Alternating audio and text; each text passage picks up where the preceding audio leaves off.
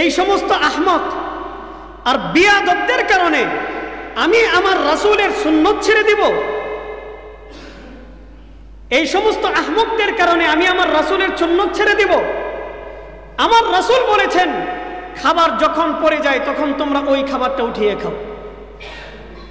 এটা চাই পারস্য সম্রাটের রাজ দরবার হোক, আবিসিনিয়ার বাদশার দরবার হোক, রোম সম্রাটের দরবার হোক, পৃথিবীর যত পরাশক্তি হোক না কেন, যেই দরবারেই তুমি যাবা, মুহাম্মদের সুন্নত তোমার থেকে কোশ্চেনকালেও বরবাদ হবে না। মুহাম্মদের সুন্নত আঁকড়ে ধরতে হবে সর্বত্র সর্ব জায়গায়।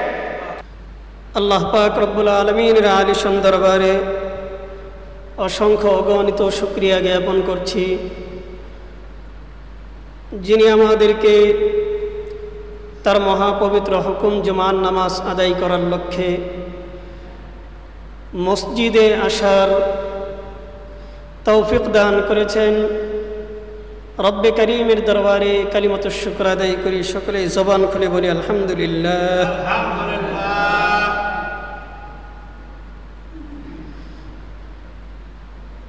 আজ রবিউল আউয়াল মাসের তৃতীয় জুমা। আমরা আলোচনা করছিলাম যে এই মাস হচ্ছে নবীজির জন্মের মাস। রাসূল করিম সাল্লাল্লাহু আলাইহি ওয়াসাল্লাম এই রবিউল আউয়াল মাসে দুনিয়াতে আগমন করেছেন।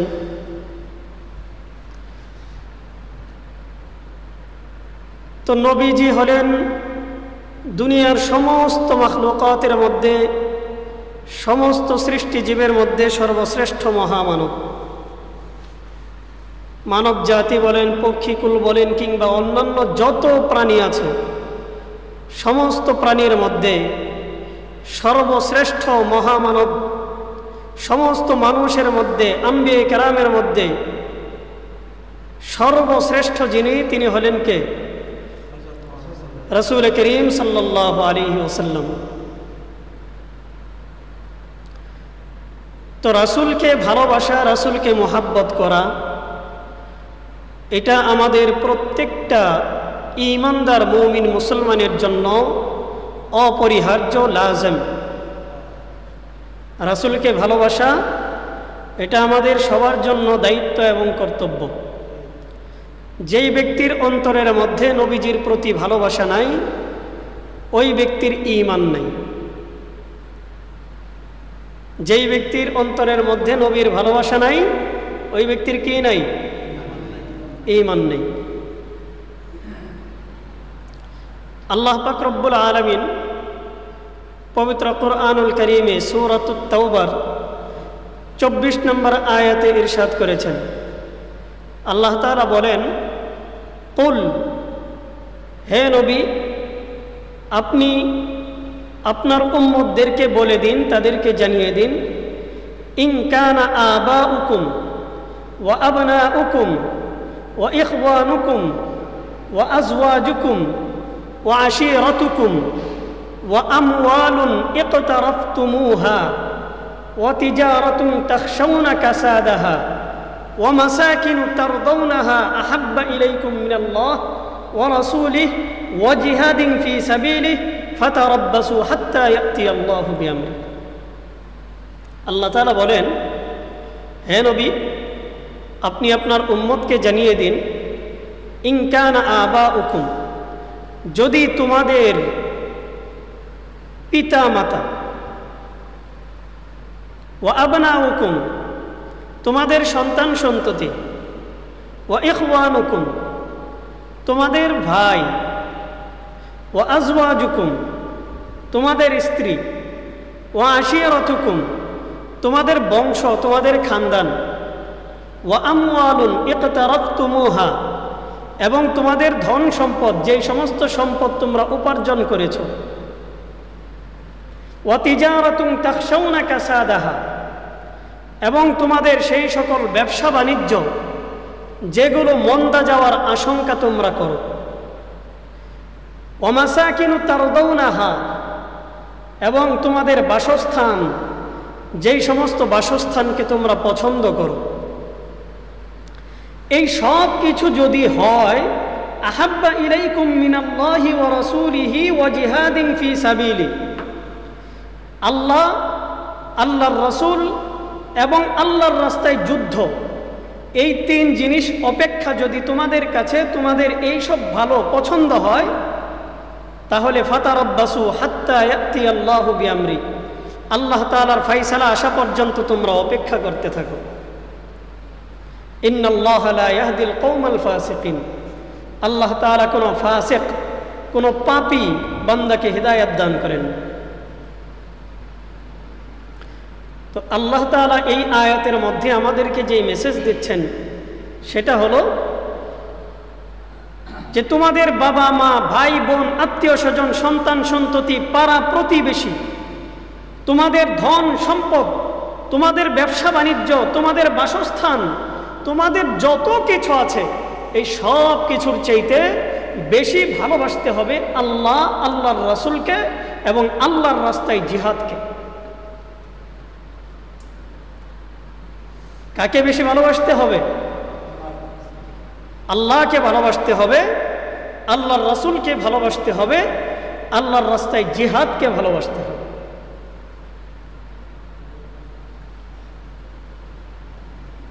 হাদিসে পাকে রাসূল করিম সাল্লাল্লাহু আলাইহি ওয়াসাল্লাম ইরশাদ করেছেন, লা ইউমিনু আহাদুকুম হাত্তা আকুনা আহাব্বা ইলাইহি মিন ওয়ালিদিহি ওয়া ওয়ালাদিহি ওয়ান নাসি আজমাইন। নবীজি হাদিসের মধ্যে বলে যে তোমাদের কোনো ব্যক্তি প্রকৃত মুমিন হতে পারবে না হাত্তা আকুনা আহাব্বা ইলাইহি, যতক্ষণ পর্যন্ত না আমি তার কাছে বেশি প্রিয় হই, বেশি মোহাব্বতের হই। মিন ওয়ালিদিহি, তার পিতা মাতা থেকে, ওয়া ওয়ালাদিহি, তার সন্তান সন্ততি থেকে, ওয়ান নাসি আজমাইন, এবং সমস্ত মানুষ থেকে। আল্লাহর নবী বললেন প্রকৃত মুমিন ততক্ষণ পর্যন্ত হতে পারবা না যতক্ষণ পর্যন্ত তোমার পিতা মাতা, তোমাদের সন্তান সন্ততি, তোমাদের ভাই বোন, আত্মীয় স্বজন এবং সমস্ত মানুষ থেকে আমি তোমাদের কাছে বেশি প্রিয় হব, বেশি মহাব্বতের হব, ততক্ষণ পর্যন্ত তোমরা মুমিন হতে পারবা না। তাহলে প্রকৃত মুমিন হতে হলে আমাদের ভালোবাসতে হবে কাকে? আল্লাহ, আল্লাহর রাসূলকে। কাকে ভালোবাসতে হবে? আল্লাহ, আল্লাহর রাসূলকে ভালোবাসতে হবে। রাসূল সাল্লাল্লাহু আলাইহি ওয়াসাল্লামের প্রতি সাহাবায়ে কেরামের ভালোবাসা ছিল সীমাহীন ভালোবাসা। সাহাবায়ে কেরাম নবীজিকে অনেক ভালোবেসেছেন। তারা ভালোবাসার অনন্য দৃষ্টান্ত স্থাপন করেছেন। সাহাবায়ে কেরাম নবীজিকে যেই পরিমাণ ভালোবেসেছেন, পৃথিবীর আখের তো কিয়ামতের আগ পর্যন্ত কশিনকালেও এই পরিমাণ ভালো কেউ বাসতে পারবে না। নবীজিকে তারা এত ভালোবেসেছেন। যখন নবীজি ফতহে মক্কার আগে হুদাইবিয়ার সন্ধি করেছেন, হুদাইবিয়ার সন্ধির সময় নবীজি যখন মক্কার বাহিরে অবস্থান করছিলেন, তখন কাফের মুশরিকদের পক্ষ থেকে হযরতে উরওয়া ইবনে মাসউদ আস-সাকাফী রাদিয়াল্লাহু তাআলা আনহুকে পাঠানো হয়েছিল। উরওয়া ইবনে মাসউদ রাদিয়াল্লাহু তাআলা আনহু কাফেরদের পক্ষ থেকে এসেছিলেন দূত হিসাবে, তিনি প্রতিনিধি হয়ে এসেছিলেন। আসার পর তিনি নবীজির দরবারে যেই অবস্থা দেখেছেন, এই অবস্থার বর্ণনা তিনি কাফের মুশরিকদের কাছে গিয়ে এইভাবে পেশ করেছিলেন। কাফের মুশরিকদেরকে তিনি বলেছিলেন, হে আমার কুরাইশ ভাইয়ারা, আমি আজ পর্যন্ত দুনিয়ার বহু রাজা বাদশাদের দরবারে গিয়েছি, আমি বিশ্বের পরাশক্তি রোমের সম্রাটের দরবারে গিয়েছি, আমি পারস্য সম্রাটের দরবারে গিয়েছি, আবিসিনিয়ার বাদশার দরবারে গিয়েছি। আজ পর্যন্ত আমি এত বড় বড় প্রভাবশালী বাদশাদের দরবারে গিয়েছি, কিন্তু কারো দরবারে এই দৃষ্টান্ত দেখতে পারি নাই যেটা আমি মুহাম্মাদের দরবারে গিয়ে দেখেছি। আমি মুহাম্মাদের দরবারে গিয়ে দেখলাম, মুহাম্মদ যখন তার মুখ থেকে থুথু নিক্ষেপ করেন, তার মুখ থেকে যখন তিনি থুথু ফেলান, এই থুথুটাকে নেওয়ার জন্য সাহাবায়ে কেরামের মধ্যে প্রতিযোগিতা শুরু হয়ে যায়। সাহাবায়ে কেরাম এই থুথু নিয়ে তাদের মুখের মধ্যে মাখেন, তাদের শরীরের মধ্যে মাখেন, কারণ মুহাম্মাদের থুথু থেকে মিশকে আম্বরের গন্ধ পাওয়া যায়। সুবহানাল্লাহ।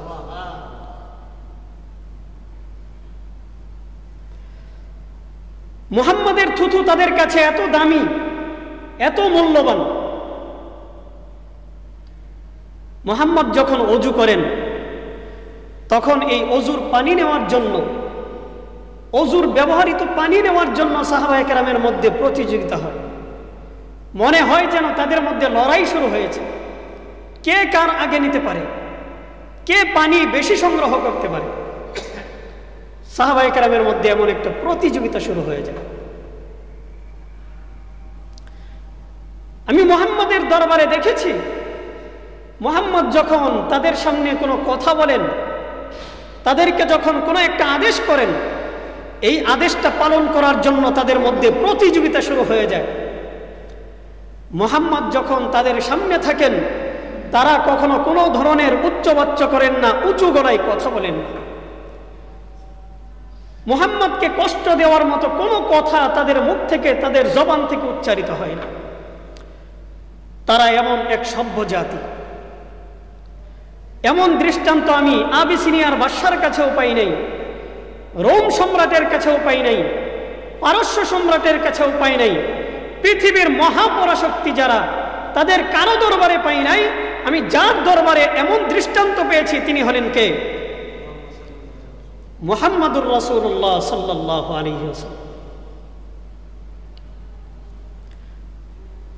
হযরতে উরওয়া ইবনে মাসউদ রাদিয়াল্লাহু তাআলা আনহু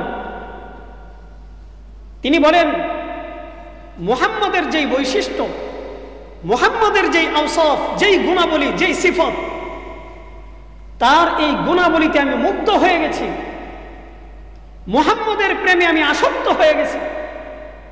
মুহাম্মদ এমন একজন ব্যক্তি, এমন একজন মহামানব, তার দ্বিতীয় কোনো উপমা পৃথিবীর এই ভূপৃষ্ঠের মধ্যে ইতিপূর্বেও আসে নাই, আর ভবিষ্যতেও আসবে।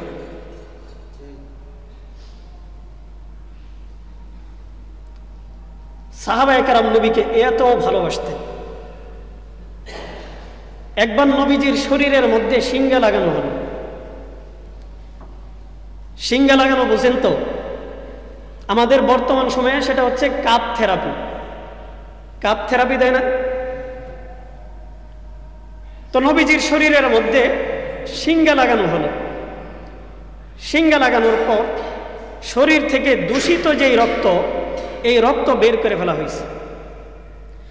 রাসূল করিম সাল্লাল্লাহু আলাইহি ওয়াসাল্লাম তার শরীর থেকে বের হওয়া এই দূষিত রক্ত হযরতে আব্দুল্লাহ ইবনে জুবাইর রাদিয়াল্লাহু তাআলা আনহুর হাতে দিলেন। বললেন, এই রক্তটাকে এক জায়গায় নিয়ে তুমি দাফন করে দাও। হযরতে আব্দুল্লাহ ইবনে জুবাইর রাদিয়াল্লাহু তাআলা আনহু রক্ত নিয়ে রওনা হয়ে গেলেন। কিছুক্ষণ পর যখন তিনি ফিরে আসলেন, নবীজি জিজ্ঞাসা করলেন, রক্ত কি করেছো? আব্দুল্লাহ ইবনে জুবাইর রাদিয়াল্লাহু তাআলা আনহু বলেন, ইয়া রাসূলুল্লাহ, আমি সেই রক্তটা পান করে ফেলেছি। বলেন সুবহানাল্লাহ। আমি সেই রক্ত কি করেছি? পান করে ফেলেছি। আল্লাহর রাসূল সাল্লাল্লাহু আলাইহি ওয়াসাল্লাম বলেন, আমি আল্লাহর কসম করে বলতেছি, যেই শরীরের মধ্যে আমি মুহাম্মাদুর রাসূলুল্লাহর রক্ত প্রবেশ করেছে, যেই শরীরের সঙ্গে আমার রক্ত মিশেছে, এই শরীর কশ্চিনকালেও জাহান্নামের আগুনের মধ্যে পড়বে না। আরো চিৎকার দিয়ে বলেন না সুবহানাল্লাহ। এই শরীর কশিনকালেও জাহান্নামের আগুনের মধ্যে পড়বে না।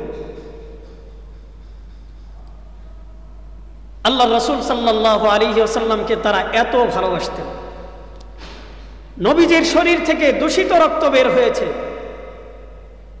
এই রক্তটা পর্যন্ত তারা মাটির সঙ্গে মিশতে দেন নাই, পান করে ফেলেছেন। উহুদের যুদ্ধে রাসূল করিম সাল্লাল্লাহু আলাইহি ওয়াসাল্লাম তার মাথার মধ্যে যে লোহার শিরস্ত্রাণ পরেছিলেন,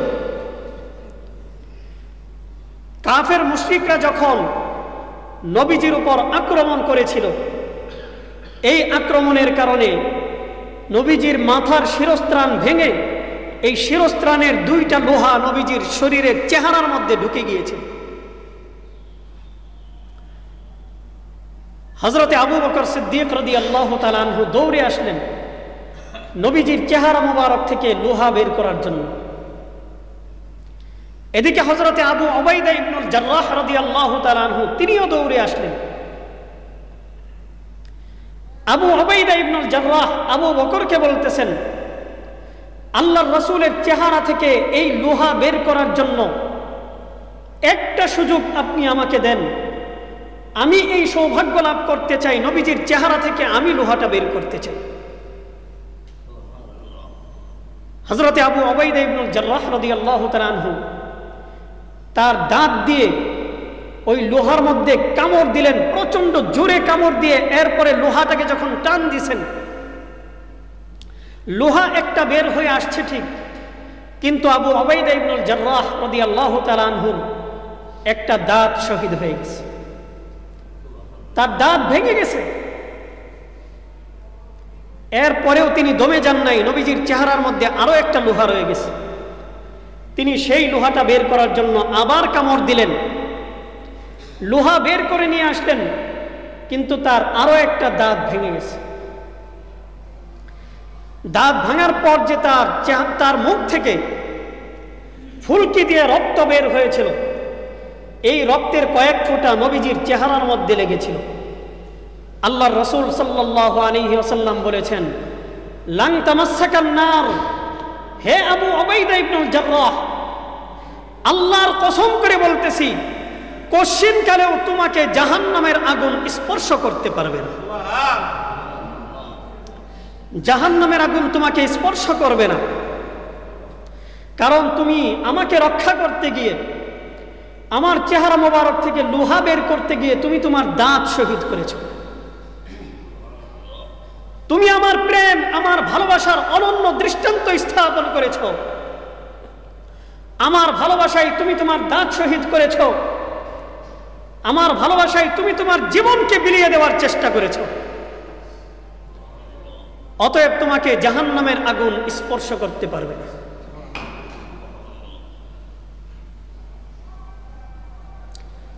কাফের মুশরিকরা উহুদের ময়দানে মুসলমানদের উপর এত ভয়ানক আক্রমণ করেছিল, চতুর্দিক থেকে তরবারি বর্ষার আক্রমণ, সকলেই দিশেহারা। হযরতে আবু দুজানা রাদিয়াল্লাহু তাআলা আনহু নবীজির সামনে ডাল হয়ে দাঁড়িয়ে গেলেন। আমার শরীরে আঘাত লাগবে লাগুক, আমার নবীর শরীরের মধ্যে যেন একটা ফুলের টোকা লাগতে না পারে, আল্লাহর রাসূলের সামনে তিনি ডাল হয়ে দাঁড়িয়ে গেছেন। নবীজির শরীরের মধ্যে কোনো ধরনের টোকা লাগতে পারবে না। আবু দুজানা রাদিয়াল্লাহু তাআলা আনহু নবীজিকে সামনে রেখে এইভাবে জড়িয়ে রাখলেন। কাফের মুশরিকরা পিছন থেকে আক্রমণ করতেছে, আবু দুজানার পিঠের মধ্যে একের পর এক তরবারি আর বর্ষার আঘাত আসতেছে, তীর নিক্ষেপ হচ্ছে, এই তীরগুলো তার পিঠের মধ্যে বিঁধতেছে। এরপরেও তিনি রাসূলকে ছেড়ে দেন নাই, রাসূলের ভালোবাসায় আসক্ত হয়ে নবীজিকে তিনি ব্যাকআপ করেছেন, নবীজিকে তিনি ট্যাকেল দিয়েছেন।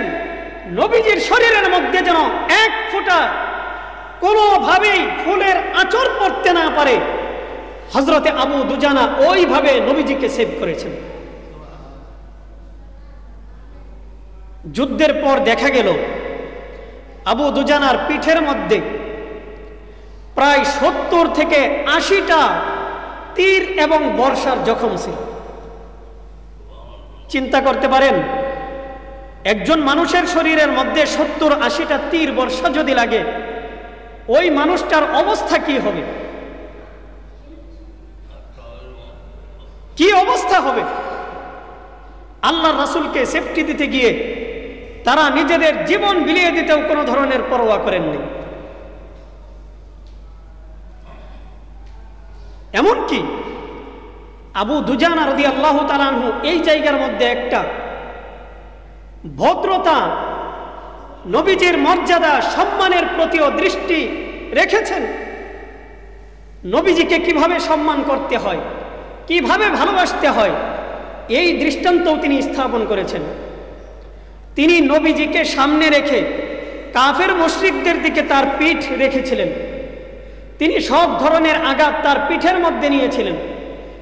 তিনি তো চাইলে পারতেন নবীজিকে পিছনে রেখে কাফের মুশরিকদের দিকে তার বুকটা পেতে দিতে।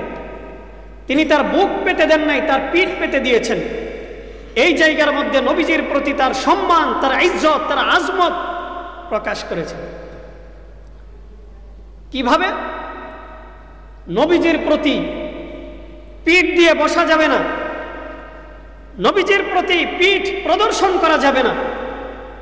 নবীজিকে পিছনে রেখে আপনি আমি সামনে থাকব, কোন সাহাবী সামনে থাকবে, এটা আদবের খেলাফ, এটা নবীজির সঙ্গে চরম বেয়াদবি।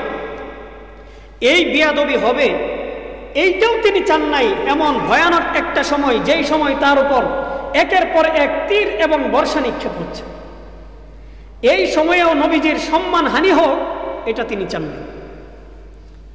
তাহলে চিন্তা করে দেখেন, তারা নবীজিকে কেমন ভালোবাসতেন, নবীজিকে কেমন সম্মান করতেন, কেমন ইজ্জত দিতেন। চিন্তা করা যায়। উহুদের প্রান্তরে মুসলমানদের সাময়িক পরাজয় হয়েছিল। এদিকে শয়তান পুরা ময়দানের মধ্যে ছড়িয়ে দিয়েছে যে মুহাম্মদ ইন্তেকাল করেছে। শয়তান ছড়িয়ে দিয়েছে। এই সংবাদ পৌঁছাতে পৌঁছাতে এক পর্যায়ে মদিনাতুল মুনাওয়ারায় চলে আসছে যে মুহাম্মদ ইন্তেকাল করেছে। নবীজির ইন্তেকালের সংবাদ শোনার সঙ্গে সঙ্গে মদিনার আবাল বৃদ্ধা বনিতা সমস্ত মানুষ, সমস্ত নারীরা রাস্তার মধ্যে নেমে আসছেন। তারা উহুদের প্রান্তর লক্ষ্য করে রওনা হয়েছেন। যেখানে নবীজি দুনিয়ার মধ্যে নাই, সেখানে আমরা আমাদের জীবন বাঁচিয়ে রেখে কি করব? তারা রওনা হয়ে গেছেন উহুদের প্রান্তর। এদিকে একজন আনসারী মহিলা সাহাবী, তিনি জিজ্ঞাসা করতেছেন, ভাই আমার নবীর কি অবস্থা? এক সাহাবী বললেন, তোমার বাবা শাহাদাত বরণ করেছেন। তিনি বললেন, ইন্না লিল্লাহি ওয়া ইন্না ইলাইহি রাজিউন। আমার নবীর কি অবস্থা তোমরা আমায় বলো। আরেক সাহাবী বললেন, তোমার ভাই শাহাদাত বরণ করেছেন। তিনি বললেন, ইন্না লিল্লাহি ওয়া ইন্না ইলাইহি রাজিউন। আমার নবীর কি অবস্থা আমাকে বলো। আরেকজন সাহাবী বলেন, তোমার সন্তান শাহাদাত বরণ করেছেন। তিনি বললেন, ইন্না লিল্লাহি ওয়া ইন্না ইলাইহি রাজিউন। আমার নবীর কি অবস্থা সেটা আমায় বলো। বাবা ইন্তেকাল করেছে, সন্তান মারা গেছে, নিজের ভাই মারা গেছে, কোনো কিছুর প্রতি ভ্রুক্ষেপ নাই। তিনি সংবাদ পেয়েছেন আমার নবী ইন্তেকাল করেছেন। এই সংবাদটা কি সত্য কিনা, এই সত্যতা যাচাই করার জন্য একের পর এক তিনি সাহাবীদের সঙ্গে তিনি জিজ্ঞাসা করতেছেন, তোমরা আমাকে জানাও আমার নবীর কি অবস্থা, নবী এখন কেমন আছেন। একজন সাহাবী বললেন, ওই যে দেখতেছো একটা সোয়ার দেখা যায়, ওই সোয়ারির মধ্যেই রাসূল করিম সাল্লাল্লাহু আলাইহি ওয়াসাল্লাম আছেন এবং নবীজি জীবিত আছেন, নবীজি এখনো ইন্তেকাল করেন নাই। ওই মহিলা সাহাবী দৌড়ে নবীজির পাশে গেলেন, বললেন, ইয়া রাসূলুল্লাহ, আপনাকে এক দৃষ্টি দেখার জন্য, আপনাকে এক পলক দেখার জন্য আমি অস্থির হয়েছিলাম। আপনার ইন্তেকালের সংবাদ শোনার পর নিজেকে কোনোভাবেই কন্ট্রোল করতে পারতেছিলাম না। ইয়া রাসূলুল্লাহ, কুল্লু মুসিবাতিন বা'দাকা জালাল, আপনি যদি দুনিয়া থেকে বিদায় নেন তাহলে এটা হবে আমাদের জন্য সবচেয়ে ভয়ঙ্কর মুসিবত। কিন্তু আপনি যদি দুনিয়ার মধ্যে থাকেন তাহলে আমার বাবা ইন্তেকাল করলেও কোনো পরোয়া করি না, আমার ভাই ইন্তেকাল করলেও কোনো পরোয়া করি না, আমার সন্তান যদি শাহাদাত বরণ করে আমি কোনো পরোয়া করি না, দুনিয়ার সমস্ত মানুষের কোনো ক্ষয়ক্ষতি হলে এটা আমার জন্য কোনো পেরেশানির কারণ নয়। আমার জন্য পেরেশানির কারণ হচ্ছে আপনি যদি দুনিয়ার মধ্যে না থাকেন, আপনি দুনিয়াতে না থাকে, এটা হচ্ছে আমার জন্য সবচেয়ে ভয়ঙ্কর পেরেশানির বিষয়। নবীজিকে তারা কত ভালোবেসেছেন, কি পরিমাণ মহব্বত করেছেন। তাবুকের যুদ্ধে রাসূল করিম সাল্লাল্লাহু আলাইহি ওয়াসাল্লাম ওই যুদ্ধের মধ্যে বড় পরাশক্তি, পৃথিবীর পরাশক্তিগুলোর মধ্যে একটা, তিনি রোমীয়দের বিরুদ্ধে যুদ্ধ করবেন। তো এই যুদ্ধের মধ্যে বহু অর্থ সম্পদ, টাকা পয়সার দরকার আছে, পর্যাপ্ত খাবারের দরকার আছে, পানীয়ের দরকার আছে, প্রয়োজনীয় যত কিছু আছে, আসবাবপত্র, পর্যাপ্ত আসবাবপত্রের দরকার। এখন মুসলমানদের অধিকাংশই হচ্ছেন দরিদ্র মানুষ, গরিব মানুষ। এত অর্থ সম্পদের সংকুলান মুসলমানদের হবে না। এখন কিভাবে কি করা যায়, কিভাবে এই টাকা পয়সা সংগ্রহ করা যায়? রাসূল সাল্লাল্লাহু আলাইহি ওয়াসাল্লাম সাহাবীদের মধ্যে ঘোষণা করলেন যে তোমরা যে যা পারো তোমাদের সাধ্য অনুযায়ী তোমরা চাঁদা দাও, তোমরা তোমাদের সাধ্য অনুযায়ী চাঁদা দাও। সাহাবায়ে কেরাম প্রত্যেকেই যার যার সাধ্য অনুযায়ী যা পারছেন রাসূলের সামনে এনে পেশ করেছেন। হযরত ওমর ইবনে খাত্তাব রাদিয়াল্লাহু তাআলা আনহু, তিনি তার যত সম্পদ ছিল সমস্ত সম্পদের মধ্যে দুইটা ভাগ করলেন, দুই ভাগ করে একটা ভাগ দ্বীনের জন্য তিনি দান করে দিলেন। সুবহানাল্লাহ বললেন না? তিনি তার সম্পদের এক ভাগ কি করলেন? দ্বীনের জন্য দান করে দিলেন। হযরত আবু বকর সিদ্দিক রাদিয়াল্লাহু তাআলা আনহু, তিনি তার যত সম্পদ ছিল সমস্ত সম্পদ নিয়ে চলে আসছেন। হযরত ওসমান রাদিয়াল্লাহু তাআলা আনহু, তিনি তার সম্পদের 1/4 নিয়ে আসছেন। আল্লাহর রাসূল আবু বকরকে জিজ্ঞাসা করলেন, আবু বকর, তুমি তোমার ঘরে কি রেখে এসেছো? আবু বকর বলেন, ইয়া রাসূলুল্লাহ, আমি আমার ঘরে আল্লাহ এবং আল্লাহর রাসূলকে রেখে এসেছি। আমার কোনো দুনিয়ার সম্পদের দরকার নাই। আমার নবী এবং আমার আল্লাহ যদি আমার সঙ্গী হন তাহলে দুনিয়ার কোনো সম্পদ আমার প্রয়োজন নাই। ইয়া রাসূলুল্লাহ, আমি কোনো সম্পদ রেখে আসতে পারি নাই, আমি আমার ঘরের মধ্যে আল্লাহর রাসূলের ভালোবাসা রেখে এসেছি।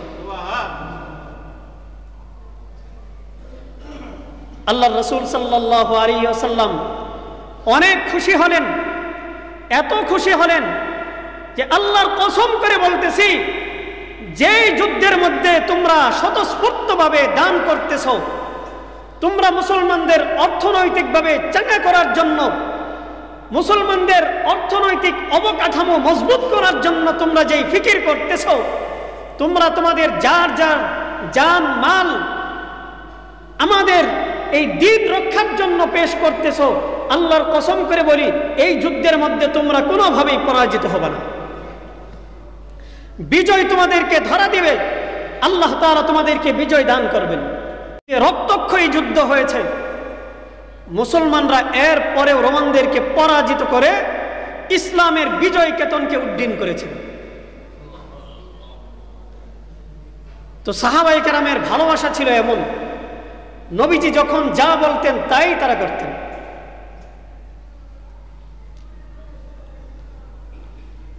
পারস্য বিজেতা হযরতে হুযায়ফা ইবনুল ইয়ামান রাদিয়াল্লাহু তাআলা আনহু, হুযায়ফা ইবনুল ইয়ামান রাদিয়াল্লাহু তাআলা আনহুর নেতৃত্বে যখন মুসলমানরা পারস্যে আক্রমণ করেছিল, ওই সময় পারস্যের বাদশা সে মুসলমানদের সঙ্গে একটা সমঝোতা করার জন্য, একটা চুক্তি করার জন্য মুসলমানদের একটা প্রতিনিধি দল তার দরবারে ডেকেছিল। হযরত হুযায়ফা ইবনুল ইয়ামান রাদিয়াল্লাহু তাআলা আনহুর নেতৃত্বে একটা প্রতিনিধি দল তারা পারস্য সম্রাটের দরবারে গেলেন।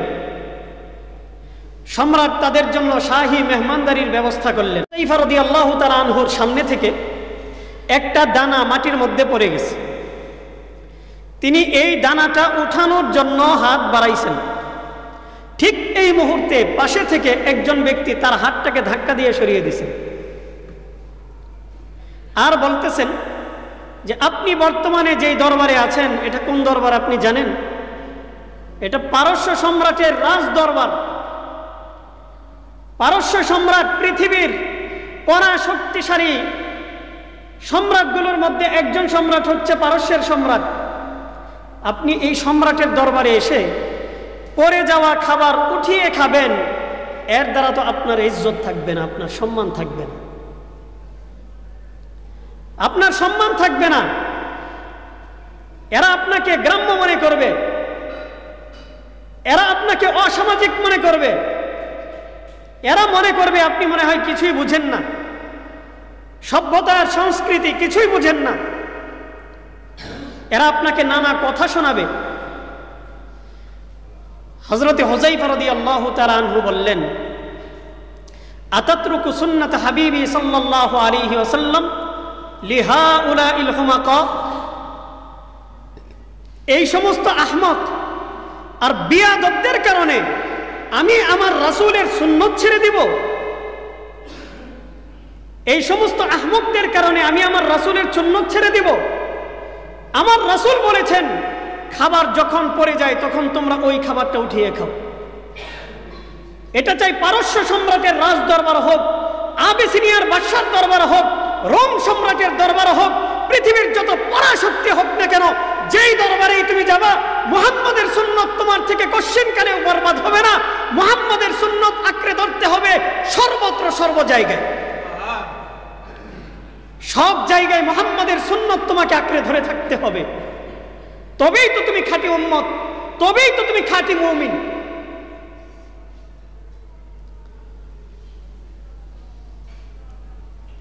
এক রেস্টুরেন্টে একজন হুজুর খাবার খাইতে বসছে। তো হুজুর মুরগির গোশত এবং ভাত মোটামুটি মজা করে খাইছে। খাওয়ার পর খাবারের শেষে তিনি মুরগির রানের যে হাড্ডি, ওই হাড্ডি আস্তে আস্তে চাবাইতেছেন।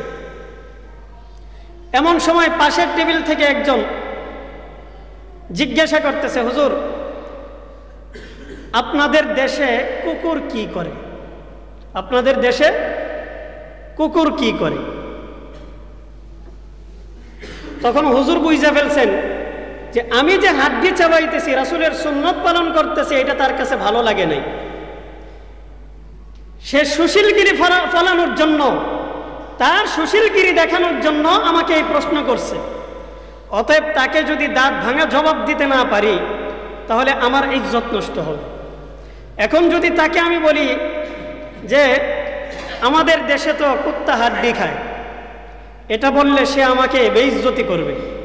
এবার তিনি এই কথা বলেন নাই, তিনি বললেন যে আমাদের দেশের কুত্তা বাম হাতের মধ্যে চা আর ডান হাতের মধ্যে সিগারেট নিয়ে টান। বলেন জবাবটা কেমন হয়েছে? ডান হাতের মধ্যে চা আর বাম হাতের মধ্যে কি? ডান হাতের মধ্যে সিগারেট, বাম হাতের মধ্যে চা। আমাদের দেশের কুত্তা এইগুলো করে। লাজবাব হয়ে গেছে, আর কোনো কথা নেই। বলেন তো দেখি আমাদের দেশে যারা সুশীলগিরি ফলায় তারা কি এই কাজটা করে কি করে না? করে কি করে না? বাম হাতের মধ্যে চা নিয়ে ডান হাতের মধ্যে সিগারেট নিয়ে সুখের টান দেয়। আল্লাহর রাসূল সাল্লাল্লাহু আলাইহি ওয়াসাল্লামের সুন্নত তোমার কাছে ভালো লাগে না, অথচ তুমি সিগারেট ভালো টানতে পারো, সুখের টান। যেই সিগারেটের প্যাকেটের মধ্যেই লেখা আছে যে ধূমপানটা স্বাস্থ্যের জন্য ক্ষতিকর, ধূমপান মৃত্যুর কারণ, এই ধরনের কথা সিগারেটের প্যাকেটের মধ্যে লেখা থাকা সত্ত্বেও আপনি ওইটাই করতেছেন। আপনি আপনার মৃত্যু নিজেই ডাইকে আনতেছেন। অথচ রাসূল একটা সুন্নত পালন করতে বলছেন, আপনি সেই সুন্নতটা পালন করতে পারতেছেন না। কি আজীব সুশীল সমাজ। তো বলছিলাম, হযরতে হুযায়ফা রাদিয়াল্লাহু তাআলা আনহু বললেন, এই সমস্ত আহমকদের কারণে আমি আমার রাসূলের সুন্নত ছাড়তে পারবো না। রাসূলের সুন্নতি আমি ছাড়তে পারবো না। খাবার যেটা পড়ে গেছে, যেই দরবারেই পড়ুক, এ রাজ দরবারে পড়ছে নাকি আমার ঘরের মধ্যে পড়ছে দেখার বিষয় না, খাবার পড়ছে আমি তুলে খাবো, এটা রাসূলের সুন্নত। তো সাহাবায়ে কেরাম নবীজির প্রতি ভালোবাসায়, নবীজির জীবদ্দশায় তারা দৃষ্টান্ত পেশ করেছেন, নবীজির ভালোবাসার দৃষ্টান্ত তারা পেশ করেছেন। নবীজির ইন্তেকালের পরেও নবীজির সুন্নতকে আঁকড়ে ধরে তারা দৃষ্টান্ত পেশ করেছেন যে নবীকে এইভাবে ভালোবাসতে হবে, নবীকে এরকম ভাবে মহব্বত করতে হবে। এই কারণেই তো তারা সোনার মানুষে পরিণত হয়েছেন। হযরত উকবা ইবনে নাফি' রাদিয়াল্লাহু তাআলা আনহু, তিনি আফ্রিকায় যুদ্ধ করার জন্য গেছেন। তো যখন আফ্রিকায় তারা প্রবেশ করছেন, এখন আফ্রিকায় যাওয়ার পর তারা কোথায় অবস্থান করবেন, কোথায় থাকবেন? তো উকবা ইবনে নাফি' রাদিয়াল্লাহু তাআলা আনহু চিন্তা করলেন যে আজকের রাত্রিটা আমরা এই জঙ্গলের মধ্যেই কাটিয়ে দেব। বলেন তো দেখি, পৃথিবীর সবচেয়ে বৃহৎ জঙ্গলগুলোর মধ্যে অন্যতম আফ্রিকার জঙ্গল কিনা? এই জঙ্গলের মধ্যে এমন বহু প্রাণী তো আছে যেইগুলো আপনি আমি যদি যাই তাহলে আস্ত রাখবে নাকি শেষ করে ফেলবে? রাখবে না, অস্তিত্ব রাখবে না। এই জঙ্গলের মধ্যে সাহাবায়ে কেরাম থাকার জন্য নিয়ত করছেন। হযরতে উকবা ইবনে নাফি' রাদিয়াল্লাহু তাআলা আনহু জঙ্গলের কীট পতঙ্গ, যত ধরনের বিষাক্ত প্রাণী, সাপ, বিচ্ছু, এই সব কিছুকে লক্ষ্য করে একটা কথা বললেন, আইয়াতুল হাশারাত, হে কীট পতঙ্গ, হে জঙ্গলের প্রাণীকুল, হে হিংস্র প্রাণী, তোমরা আজকের এই রাত্রির জন্য এই জঙ্গল ছেড়ে দাও। যদি জঙ্গল তোমরা না ছাড়ো, আমি এই ঘোষণা দেওয়ার পরেও যদি তোমরা জঙ্গলে অবস্থান করো, তাহলে আমি যাকেই পাবো তাকে হত্যা করব। বলেন তো দেখি, আপনি আমি যদি জঙ্গলের মধ্যে এই কথা বলি, জঙ্গলের প্রাণী কিছু বুঝবে? কিন্তু যাদের মধ্যে আল্লাহর রাসূলের প্রতি এত ভালোবাসা ছিল, মহব্বত ছিল, রাসূলের ভালোবাসায় যারা আসক্ত ছিলেন, তাদের কথা আল্লাহ তাআলা ঠিকই এই জঙ্গলের প্রাণীর মাধ্যমে শুনিয়েছেন। জঙ্গলের প্রাণী তার ঘোষণার সঙ্গে সঙ্গে কাতার বেঁধে বেঁধে সারিবদ্ধ হয়ে এরা জঙ্গল থেকে বের হয়ে গেছে। সুবহানাল্লাহ বললেন না? আশ্চর্যের ব্যাপার। এইগুলো তো আশ্চর্যের বিষয়, অবাক করা বিষয়। এইগুলো শোনার পরে আপনাদের জবান থেকে সুবহানাল্লাহ, আলহামদুলিল্লাহ, আল্লাহু আকবার কোনো কিছুই বের হয় না। কেন ভাই, আমাদের জবানটা কেন এমন হয়েছে? আল্লাহর নাম কেন আমাদের জবান থেকে উচ্চারিত হয় না? সমস্যাটা কোথায় আমাদের? এত কথা শুনেন, এত আলোচনা শুনেন, এরপরে সুবহানাল্লাহ বলতে পারেন না, আলহামদুলিল্লাহ বলতে পারেন না। বড় আফসোসের বিষয় এগুলো।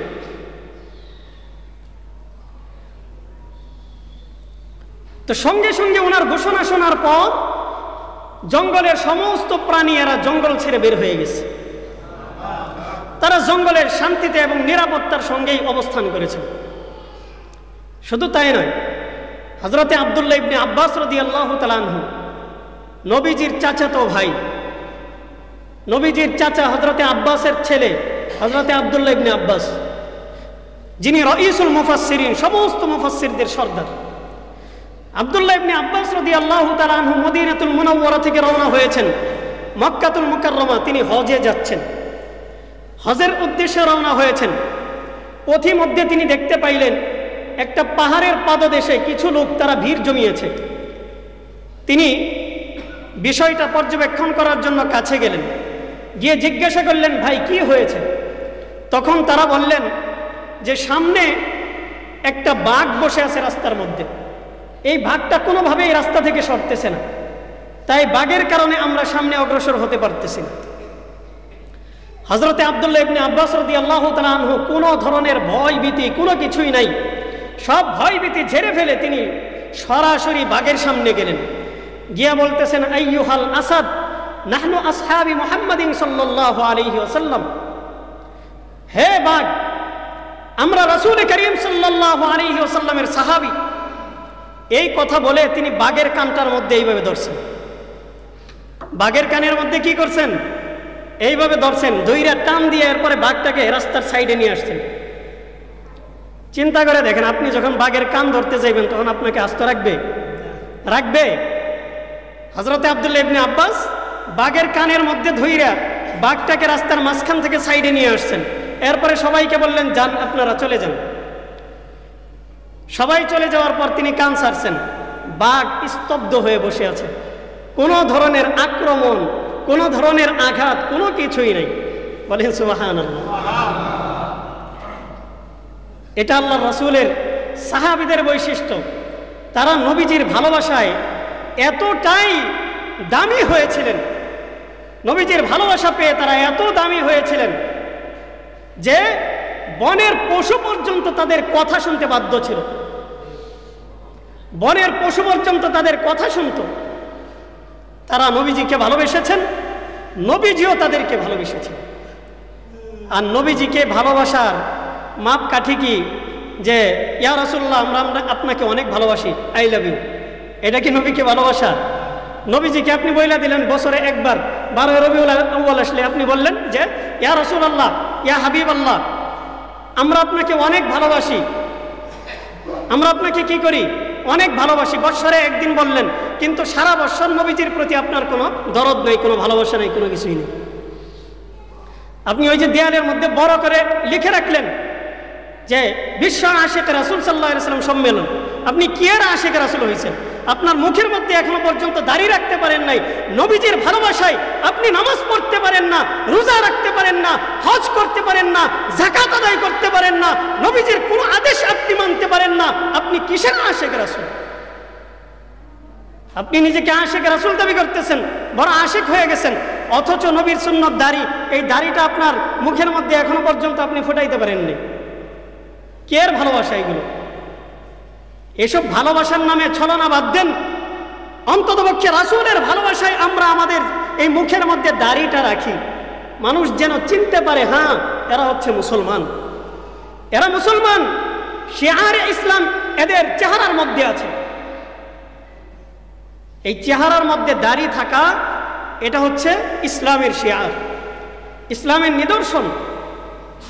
আজকে রাস্তাঘাটে চলতে গেলে অনেক সময় অনেক মানুষকে দেখে চেনা যায় না যে এই মানুষটাকে আসলে মুসলমান নাকি হিন্দু, মুসলমান নাকি অন্য কোনো ধর্মের। এই মানুষটাকে আপনি কনফিডেন্স দিয়ে যে সালাম দিবেন, এই সালামটাও দেওয়া যায় না। অনেক সময় অনেকে অনেক কথাই বলে যে হুজুর রাস্তা দিয়ে যায় কিন্তু সালাম দেয় না। কিন্তু আপনি আপনার চেহারার দিকে একবার আয়না ধরেন না, যে চেহারার মধ্যে এখনো পর্যন্ত আপনি দাঁড়িয়ে রাখতে পারলেন না, আপনি যে মুসলমান, হুজুর কেমনে বুঝবে? তো অনেক মানুষ এমন হয়, কেউ মনের মধ্যে কষ্ট নিয়েন না, কাউকে কষ্ট দেওয়ার জন্য কথাটা বলতেছি না, যে এমন ঘটনা অনেক সময় ঘটে, অনেক সময় ঘটে যে চেহারার মধ্যে দাঁড়িয়ে নাই, এমন অবস্থা যে মুসলমান নাকি হিন্দু এটা তারতম্য করা, পার্থক্য করাই কঠিন হয়ে যায়। তো এই মানুষটাকে সালাম দিবে কেমনে? আর ইসলামী শরীয়তের মধ্যে তো বিধর্মীদেরকে সালাম দেওয়ার কোনো নিয়ম নাই। নিয়ম আছে? বিধর্মীদেরকে সালাম দেওয়া যায়, বিধর্মীদেরকে তো সালাম দেওয়া যায় না।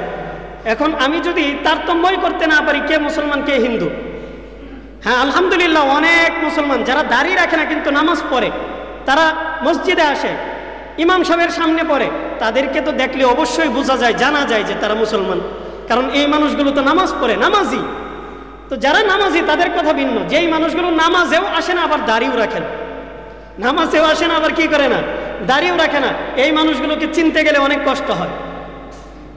আল্লাহ পাক রব্বুল আলামিন নবীজির যে প্রকৃত ভালোবাসা, নবীজিকে ভালোবাসার মাপকাঠি হচ্ছে নবীজির সুন্নতকে আঁকড়ে ধরা, নবীজির সুন্নত মেনে চলা, কোরআন সুন্নাহ অনুযায়ী নিজের জীবন পরিচালনা করা, এটাই হচ্ছে নবীজিকে ভালোবাসার মাপকাঠি।